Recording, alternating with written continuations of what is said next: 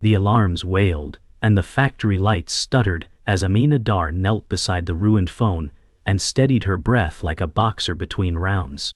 Reporters pressed to the glass and fed on whispers that tasted like iron and envy. Tariq said, "Sign the surrender and sleep tonight." She said, "I don't sign what I built with borrowed nights." The prototype buzzed once, a trapped insect begging the room to listen, then fell silent as if ashamed of its own promise. Executives hovered, eyes polished, smiles rented by the hour, waiting for the public fall to match the private rumor. She remembered wet mornings on a curb, buckets of marigolds and the hiss of buses, and she felt the old city rise in her chest. If they wanted a confession, they would get an origin story sewn with wire and weather. She wiped her face with the back of her hand and stood, spine like a radio mast, finding signal. "If you want my crown, bring a receipt," she said, and her voice sounded like a door that finally fit its frame. The room blinked. Somewhere beyond the glass, workers paused and listened. Somewhere inside the code, her name held. Before the first investor mispronounced her name, mornings began with steam lifting from drains and the sweet rot of yesterday's petals. She learned to read shoes because faces lied, and the city taught its lessons in coin and weather. An old vendor said, "Pretty doesn't feed you," and she answered, "It stops people long enough to listen." By noon the asphalt glittered with heat and bargaining. By dusk her fingers smelled of sap and small victories. She mapped corners by traffic pause and eye contact, arranging daisies like sentences that asked for time. When rain came, she learned inventory by weight and loss, and when wind came, she learned packaging by survival and tape. Hunger told her what margin meant long before any slide deck tried. She saved in a jam jar named Tomorrow and counted each clink as a vote against forgetting. The world laughed and she rearranged her bouquet until the laughter stalled. The city never loved her, but it listened when the flowers stood like arguments that refused to wilt. The first betrayal fit in a pocket and felt like grease. She counted crumpled bills and found one missing, a lesson delivered with a smirk and a shrug. She said, "Keep the change, learn the lesson," while her stomach wrote a protest letter in silence. Water became a commodity when the tap clicked shut and the stall owner sold access by the bottle. Pride became a mask she could afford because precision paid better than apology. She chalked traffic flows and timed signals, planting roses where commuters slowed and eyes softened. At night she traced circuit diagrams with flower-stained fingers, imagining attention engineered like scent. A rival said, "You're too proud." And she answered, "I'm precise." Mockery filed her edges, kindness she indexed for winter. She dreamed of selling a device that arranged seconds like petals, a bouquet of time that would not wilt and could be held in one hand without asking permission. University arrived like a borrowed passport stamped with audacity. She wore a thrift blazer over hunger and answered support tickets between lectures, switching voices like SIM cards. A professor said, "Market fit beats miracles," and she replied, "I collect both." She soldiered with one hand and budgeted with the other, coffee and flux, turning nights into a weather system. A classmate laughed at her jacket and learned what camouflage can do when it learns to listen. A teaching assistant returned her project with a raised brow, and she discovered veto power hidden in a red pen. She built an app that routed vendors to corners where time slowed and money waited. The judge shrugged, a future footnote she logged with care. She smiled and said, "One day you'll want your name on my slide," and the room understood the difference between charm and momentum. The first phone woke on a kitchen table scarred by heat rings and overdue notices. It hiccuped, sang a clean tone and demanded a promise. Tariq said, "Ship whatever works," and she answered, "It must work beautifully for the tired and the busy." She named it Sapling and set the home screen to place remittances and bus schedules one thumb away. She bartered for parts with favors and patience, paying in tutorials and repaired screens. When the camera overexposed, she pulled the highlights into warmth that felt like afternoon on a curb. When the OS sulked, she rebuilt until the sulk became discipline. She posted a video no one watched, then one a street cleaner shared, then one a nurse played for a ward where minutes mattered. The algorithm learned her rhythm, and the city began to hum along. The table looked smaller, and the future closer, like a bus seen 2 blocks out, and already braking for her hand. Orders arrived like weather that refused to read forecasts, and Amina mapped the chaos with tape, chalk, and breath. The rented loft smelled of paint and hope, and the freight lift obeyed only when coaxed. Tariq said, "Scale, or be scale." Amina said, "We grow by root, not rumor." She hired quick eyes that could debug with a glance and kind hands that could pack without bruising a promise. A crate of screens arrived pre-broken, and silence tried to invoice her pride. She filmed a drop test on concrete and let the thud stand in for a press release. The prototype bounced, and so did belief. She learned ports by their tempers and customs by their stamps, and she learned patience the way metal learns shape.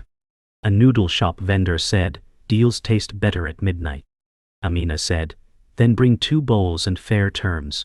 She christened the next model Marigold, a prayer to durability disguised as brightness. The loft became a hive, and the map of her city turned into a pulse she could hear with her palm on the table. The humiliation was lacquered and glossy, a magazine cover that called someone else the visionary from nowhere, while quoting her phrases with the serial numbers filed off. Tariq said, "Lawyer up and make noise." Amina said, "We will outship them where noise turns into bread." She launched Marigold at bus depots and clinic queues, where waiting was currency and kindness was infrastructure. A grandmother said, "Will this remember my bills if I forget?" Amina said, "It will remember you before your bills." She coded a calendar that spoke reminders in familiar voices and placed utility 1 thumb from comfort. Reviewers called it sentimental, and customers called it useful, which was a better kingdom anyway. When the rival undercut her price, she unbundled financing at corner stores that already knew names. She said, "We will win where walls are thin," and the city obliged with murmurs that sounded like receipts. The cover faded. The queues glowed. The device kept its vows. Exploitation arrived in paragraphs that smiled, and clauses that bit. A distributor's handshake smelled like cologne and exit options, and the fine print tried to borrow her future. Tariq said, "It is market standard." Amina said, "So is hunger until someone cooks." She walked away and entered a week made of tin taste and red blinking payroll. Her team watched her spine and drew their own. At night, she shipped a battery patch that outlasted noisy towers and found the quiet places where people lived between outlets. A porter said, "My phone outlasted my shift." Amina said, "That is our metric and our hymn." The distributor returned with edits, and she added sovereignty like a lock you love for its weight. They balked, and she replaced them with 1,000 micro-retailers who opened 1,000 small doors that no single hand could close. The map changed from arrows to lanterns. The contract changed from trap to trail. Classism arrived, dressed as manners, and left a bruise shaped like a smile. At a gala she paid for in invoices, the name card called her assistant, and a donor said, "Tell your boss she is lucky to have you." Amina said, "I will pass it along next time I am in the mirror." Cameras caught fabric and not the forecast she was rewriting. She met an engineer who had left a famed lab with a quiet refusal in his pocket. He said, "I want to build for people who ride buses." Amina said, "Then this is your stop." She funded scholarships for street vendors' kids and called it research with better outcomes. The band swelled. The skyline posed. She checked sales from a restroom stall and smiled at the numbers that never wore tuxedos. She left early and walked past a window where her reflection looked like weather moving in. The city bowed, not in ceremony, but in throughput. Family Sabotage wore a cousin's grin and carried a ledger of old favors misremembered. He proposed a friendly takeover to shield the brand from turbulence and leaked half-truths to hungry blogs. Tariq said, "Maybe stability helps." Amina said, "Our stability is motion measured in lives that cannot pause." The feeds snarled for a week, and she answered with a warehouse live stream that smelled like cardboard and honesty. Forklifts hummed while she demoed features with a mic clipped to her collar. She said, "If you came for gossip, try our noise canceling," and the comments turned into orders that stacked higher than rumor. Later, she wired money to clear the cousin's oldest debt and ended the chapter in arithmetic. She wrote a new onboarding line that read, "We fix with receipts and with speed." The team signed it with their shipping targets. The city signed it with time saved. The twist came folded into a courier's envelope, its edges softened by speed and secrecy. Inside were schematics that mirrored her own, except for a cruel refinement she had never dreamed, one that made her chest tighten with both rage and awe. Tariq said, "We've been farmed for parts." Amina said, "Then we'd grow beyond the fence." She shelved the consumer launch and gambled on building a backbone chip designed for low-signal terrains, where towers were legends and connectivity was rationed. She carried the prototype to a mountain town, where calls died by noon and wind scraped the sky raw. A shopkeeper squinted at the tiny device and said, "If it works here, it will work anywhere." Amina said, "Then we begin here." The chip held a single bar like a candle's flame refusing the dark. She named it Root, not for where it came from but for where it could anchor. Somewhere in the peaks, the rival's advantage began to shrink, and the air tasted like steel before rain. When the traitor revealed himself, it was not a dagger but a mirror. He had been there all along, asking about margins like a poet dissects silences. Over coffee gone cold, he said, "Your story sells better than your specs." Amina said, "My specs keep clinics on time and buses from leaving early." He launched his own device with fireworks and hashtags, all shine and little shelter. She launched Root with a letter to developers who coded in places where the signal was a rumor told over tea. Orders trickled, then cascaded. An avalanche is born from one snowflake. She counted them in firmware updates and delivery receipts. She slept on a cot in the lab to avoid dreaming of betrayal, waking to the hum of solder stations and the smell of possibility burning faintly in the air. The world didn't yet know it needed Root, but Root knew the world that needed it. The first outage hit like a slap across 3 districts, screens going dark mid-shift, calls dropping like loose coin. Tariq said, "Blame the carriers and let it die there." Amina said, "We take the hit first." She streamed a live incident review, timestamps marching across the screen like an unbroken confession. A driver called in, "My night shift went dark." Amina said, "You'll have a week of free data, starting now." The patch rolled out in hours, surgical and unflinching. Competitors smirked in their newsletters, but customers stayed like loyal weather. She learned that reliability was not perfection, but recovery performed with dignity. Somewhere in the logs, she could see the outage fading into a line of restored connections, each one a heartbeat clicking back into place. The regulator's voice on the call was like granite, rubbed smooth by repetition. There were questions about encryption, about borders, about where secrets slept at night. Amina didn't send promises, she sent a prototype that kept all data on device, privacy built into its physics. The official said, "We prefer keys we can find." Amina said, "We prefer locks that protect citizens from anyone, especially us." She risked shipment delays, investor nerves, and the smirk of rivals who mistook principle for performance art. Users applauded, their applause measured in retention, not retweets.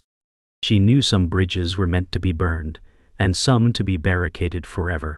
The shipment finally cleared, stamped with approval grudging as rain at a funeral. She had built trust into silicon, and it weighed exactly as much as her conscience. The rival collapsed sooner than forecasts dared predict. His devices overheated in summer markets, videos of sizzling screens looping online like bad weather alerts. He called from a private number and said, "Deal?" Amina said, "Not until you apologize to the people you used as a demo reel." She bought his patents instead, stripped them to bone, and folded the salvage into Root's quiet strength. On the launch day of her next phone, Wildflower, the press wanted blood. She handed them benchmarks and testimonials from bus depots, where durability meant the day's pay got home. A porter raised his wildflower and said, "It outlasted the heat." Amina said, "We build for weather, not headlines." The applause was small, but it carried in all the right places. Growth arrived with the sound of tape guns, not fanfare, and Amina traced it like a river delta. She embedded service kiosks in pharmacies and community centers where errands already gathered. Tariq said, "Billboards by belief." Amina said, "Appointments by trust." The billboard showed a bus timetable tile, not a beach, and sales rose where glamour once stalled. A teacher wrote that homework now arrived on time because reminders felt human. Amina said, "Utility is our language and latency is our accent." She expanded gently, many branches feeding one sea of service. Former mentors called her ungrateful and newsletter prophets predicted doom. She answered with uptime and long receipts, and the market listened in decimals. The company looked less like a brand and more like a public habit. The city stopped noticing the logo and started noticing saved minutes. That was the win she had always priced above applause. The lawsuit arrived as performance art with footnotes, filed by a cousin who had learned litigation from gossip. He claimed early equity and recited concern like a prayer with a price. Tariq said, "Drag him everywhere." Amina said, "We teach with product and close with proof." She released transparent repair diagnostics that worked for any buyer, competitor or not. A thread went viral, comparing her openness to rivals who padlocked screws and invoices. The suit lost oxygen while users gained tools they could hold. The cousin warned that family ignores at its peril. Amina settled the oldest ledger with a receipt and no applause. She saved her energy for the line that kept forming at clinics and depots. The brand did not harden, it clarified. Trust felt heavier than fear and fit better in the hand. Uptime stayed stubborn, and the calendar kept its promises. The docket moved on, and so did she. The cruelest reversal crept in as fatigue wearing Tariq's face. A side letter granted a supplier veto rights in emergencies and paused her authority with one bounce. Tariq said, "I was buying us time." Amina said, "You sold us tomorrow." She did not raise her voice because systems hear better than tempers. She built a war room for contracts and rotated signatures like crops that safeguard soil. She moved Tariq from negotiation to the work that kept him honest. Governance became choreography instead of folklore, and the company learned to count its locks. She pressed her palm to the prototype table and remembered a jam jar labeled tomorrow. She promised it would never be collateral again. The dashboard began to show fewer surprises and more maintenance. Trust returned in percentages that refused drama. Tariq stayed and built cameras that saw people rather than targets. That was the apology she accepted. The board staged an intervention polished to pity, proposing an executive chair to civilize the weather. They praised her grit and offered a safer cage dressed as wisdom. She arrived with charts that traced failure to drift from the people waiting in lines. A director said, "Markets evolve." Amina said, "People still miss buses and clinics still close at 5. A worker joined by video from a pharmacy kiosk and spoke of alerts that steadied a week. The room shifted as if memory returned from leave. The vote tightened until it scraped. She kept the title by one hand and left fingerprints on the table. She walked out without a quote and with a calendar that refused delay. Confidence did not feel like victory, it felt like continuity. The company exhaled in code deployments and service tickets closed. Headlines hunted drama and found a schedule. That, too, was a message. Pressure asked for tribute and Amina paid in distance. She walked the old route where she once stacked marigolds like arguments that could be held. A street vendor said, "You made a thing that listens." Amina said, "I made it because I was not heard." She bought a single marigold and placed it on her desk like a password for her own focus. That night she wrote the manifesto she wished she had carried at 12, a small book about devices designed to carry dignity first. She printed it on paper that smelled faintly of ink and insistence. A line read, "We ship empathy as battery life and navigation as care." She slid a copy into every new hire packet without ceremony. The city flickered outside and then steadied. The marigold held the room in a quiet that did not accuse. Tomorrow felt less like a promise and more like practice. That was more durable than hope. The leak was a storm without clouds, screenshots of a competitor bribing a carrier to throttle her network in key districts. Tariq said, "This is the deal flip we needed." Amina said, "We don't gloat, we guide." She released a public test so anyone could measure their own speeds, turning transparency into a weapon that cut without drawing blood. Carriers scrambled with denials while regulators sniffed for trails. At the press conference, she stood with 2 phones in her hands and said, "Speed is a civil right when your paycheck depends on it." The line carried faster than any signal because it was less slogan than truth. Stock graphs tilted upward while inboxes flooded with both fury and thanks. She didn't look for applause, she looked for dropped calls to vanish from the logs. The city's connections began to hum with less friction, and the story stopped being about scandal and started being about service. That was the plot she preferred. Revenge arrived in the shape of generosity. Instead of filing a suit first, she offered the competitor a joint audit and an apology tour in neighborhoods they had darkened. He declined, smirking in print. She filed suit anyway, and matched the settlement figure with a donation to community Wi-Fi projects. A mother said, "My kids finished their homework on your hotspot." Amina said, "Then the law did something good today." Investors whispered about naivety, while share prices climbed like vines finding light. The press wanted a feud. She gave them a blueprint for access. Within weeks, coverage maps bloomed like spring against a background of old neglect. Her engineers got messages from teenagers using stable internet for the first time, and the team's group chat lit up with quiet emojis of pride. The city felt less carved into winners and losers. That was the only scoreboard she was counting.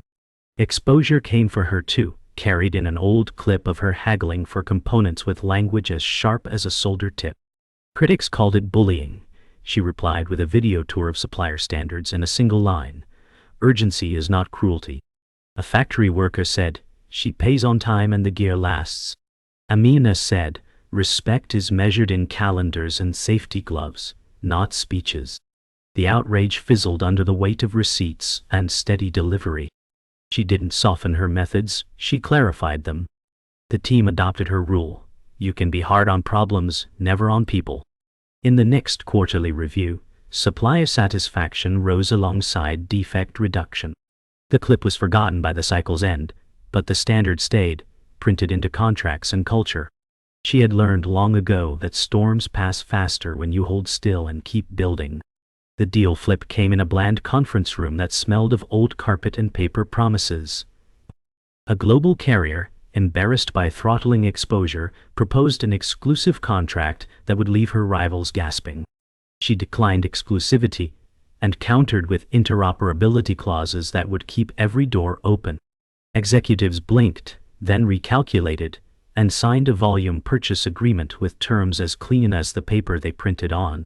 Tariq said, "You just rewrote their script." Amina said, "We build doors, not walls." The announcement sent her stock arching, and her engineers to the cafeteria for cake. She saved a slice for the night shift and walked the factory floor to tell them first. They didn't cheer, they nodded, then got back to work. It was the kind of win that preferred quiet company to confetti. She went back to her desk with crumbs in her pocket and a production plan in her head. The reversal came in the form of a firmware bug that bricked a shipment during a holiday week in a city that depended on her devices for daily pay. Influencers sharpened their posts, and the support lines smoked. Amina opened the call center herself, headset on, voice steady. "This is Amina, we'll make you whole." She authorized courier replacements, extended warranties, and posted the postmortem before rumors could curdle. Customers sent back shaky phone videos of unboxing the new units with surprise in their voices. The crisis didn't become a scandal, it became a case study in repair done right. Tariq said, "We turned a hit into a hinge." She said, "We turned a mistake into proof." The logs showed devices coming back online, like lanterns relit across a dark map. While she slept that night for 3 hours, but they were hours unbroken by apology rehearsals. That was enough. Resolution arrived without fanfare, wearing the plain clothes of habit. Amina funded a fellowship for street entrepreneurs to prototype devices that solved their own blocks' problems. She walked into the lab and found a flower seller's daughter testing a sensor to warn when ice cream would melt before the bus arrived. Amina said, "Ship it." The walls hummed with 3D printers and soldering irons, the air thick with the smell of possibility and flux. The fellows didn't speak in valuations, they spoke in minutes saved, injuries avoided, and routes improved. Outside, the city still rushed, but inside, time bent toward care. She knew that the best empires were scaffolds for others to climb. The program's first product shipped in plain cardboard, no logos, just utility wrapped in patience. She passed a poster with her own face on the way out, and felt nothing but relief that they finally spelled her name right. She reclaimed her hours as if they were stolen goods, replacing emergency sprints with deliberate loops. Meetings shortened, products breathed. She instituted a day of buses, where every employee rode public transit and tested features mid-motion. A driver said, "Your map respects my shortcuts." Amina said, "All maps should ask before they tell." She stood in a swaying aisle, one hand gripping the strap, the other navigating a live build that adjusted like water to movement. The city outside the window became a diagnostic, every corner a lab, every delay a lesson. The logs lit up with bugs found and fixed in the same afternoon. She watched the metrics ripple outward like rings from a skipped stone, knowing each one meant a commute made kinder. The company felt smaller in hierarchy and larger in reach, exactly the geometry she wanted. She visited the first loft they had rented, its whiteboard still bearing her faded handwriting. "Latency is empathy." She traced the letters with her fingertip, then added a new line. "Patience is power." Tariq said, "We should frame it." Amina said, "We should keep it messy." Forgiveness arrived not as a grand speech, but in the assignments she trusted him with, projects that required the honesty he'd learned the hard way. He delivered a camera update that made skin tones look like people, not statistics. The team noticed without being told. She stood by the window as the afternoon light slanted across the floor, dust drifting like punctuation to the room's unfinished sentences. It was not nostalgia, she felt. It was calibration, a reminder that the core was still intact. She disappeared for a week without warning, not to escape but to listen. In a fishing town, a woman told her, "Your phone survived salt." In a mining camp, a man said, "It survived shift change." She said, "Then we're building right." She sketched in a damp notebook, ideas for a device whose only luxury was time saved. Mornings smelled of brine, evenings of diesel and dust. She measured needs in the thickness of calluses and the pace of work boots. The more she listened, the clearer the design became, a phone that woke to its owner's rhythm, not the market's. She left without handing out business cards, carrying only the notebook and a sense of direction that felt heavier than any metric. She knew someone else would inherit the company someday, and she welcomed the thought. She mentored a quiet engineer who could solder and listen in equal measure, who understood that every product was a promise renewed daily. "One day you'll fire me," Amina said with a smile.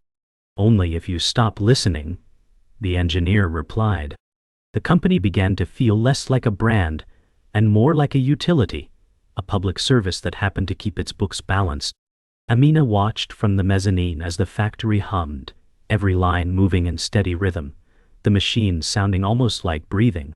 She realized that legacy wasn't a name etched into glass, it was a process that kept working when you weren't there to watch. She stayed until the shift changed, then left without anyone noticing. The merger offer arrived dressed as safety, but felt like a padded cell. The board proposed folding into a conglomerate with a taste for fees and fences. Tariq said, "It's protection." Amina said, "It's confinement with better catering." She called her leadership to the curb where she once sold flowers, and walked them through the math and bus delays, clinic queues and missed remittances. They voted no, hands steady in the chill air. The market punished the decision in headlines, then forgave it in orders. She knew that keeping the company unglamorous and indispensable was harder than chasing glory. The curb smelled of damp concrete and diesel, and she realized she was standing exactly where her first customer had stopped all those years ago. The moment wasn't nostalgia, it was proof. Some decisions had to be made with both feet on the same cracked pavement where you started. The press wanted spectacle, she offered a tool. She open-sourced the throttling test and named it in words anyone could remember. A student said, "I used this to fix our dorm Wi-Fi." Amina said, "Good, make it yours." The headlines dimmed as the code spread, taken up by schools, clinics, and small-town libraries. It was the opposite of brand protection, and exactly the kind of influence she valued: quiet, practical, and impossible to take back. Engineers sent her screenshots of the tool running in places she had never heard of, and she felt the same pride she'd felt when Sapling booted for the first time. The world didn't need her logo stamped on every improvement. It needed the improvements to last longer than her tenure. That was the real form of ownership. On an anniversary she didn't mark, a delivery arrived. A bouquet of marigolds from a stranger with a note. "You kept my mother's clinic appointments on time." She stood still and let the words settle like rain, making dust. "Honest." Tariq said, "We should post it." Amina said, "We should frame it." She placed the marigolds beside the old jam jar labeled "Tomorrow," its glass cracked, retired, but never discarded. The jar was a relic of counting coins for bigger days, a reminder that tomorrow was not something you waited for. It was something you built in increments. She looked at the flowers and thought about all the minutes her devices had given back to people who needed them most. It was a ledger she would never balance, and she didn't want to. She recorded one last company-wide message before stepping into a week with no meetings. "Remember who we build for," she said. "The tired, the busy, the people who can't afford for us to be clever but wrong." The line traveled through headsets, cafeterias, and factory floors, stitching the company together without a single slogan. She closed her laptop and walked to the window. The city pulsed below, buses sliding through intersections, neon flickering in pharmacy signs, the glow of 1,000 screens running her code. It wasn't control she felt, or even pride.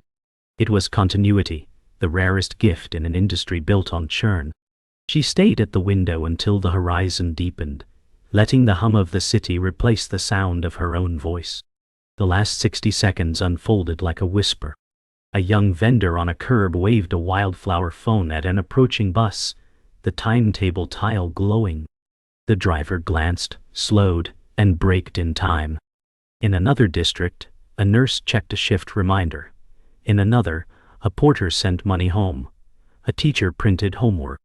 Amina sat at her desk and looked at the marigold, its petals opening in the lamp's warmth. She said softly, "That's why our name is spoken in every line, every queue, every place that waits." Then she leaned back, letting the quiet settle around her. Outside, the city kept moving, not faster, but better. Inside, she finally allowed herself to do nothing but listen.